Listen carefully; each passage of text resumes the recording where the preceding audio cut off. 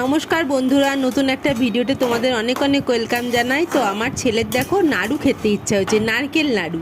সেই কারণে কড়াইয়ের মধ্যে নিয়ে নিয়েছি। আর এই দেখো হাতের মধ্যে একটা ছোট এলাচ নিয়ে নিয়েছিলাম, সেটাকে গুঁড়ো করে এর মধ্যে দিয়ে দিলাম যাতে গন্ধটা আরও সুন্দর লাগে। এর মধ্যে আমুল দুধেরও একটা ছোট 10 টাকার আমুল দুধেরও প্যাকেট মিশিয়েছিলাম, যেটা আমার দেখানোর কথা মনে নেই। ফাইনালি পাক হয়ে গেছে। এবার একটা থালার মধ্যে ঘি মাখিয়ে নিয়ে এই নাড়ুর এই পুরটা দিয়ে দিলাম। তো দেখো, প্রথমে ভাবলাম যে বরফি শেপ করব, কিন্তু ছেলে বলল না, এরকম বরফি শেপে খাবে না, ও হচ্ছে মিষ্টি শেপে খাবে। তো সেই কারণে ওটা বাদ দিয়ে দিলাম। দিয়ে দেখো গোল গোল করে নিচ্ছি, গোল গোল করে নিয়ে মিষ্টির আকারে চ্যাপটা করে নিলাম। এই যে এইভাবে বানিয়ে নিয়েছিলাম।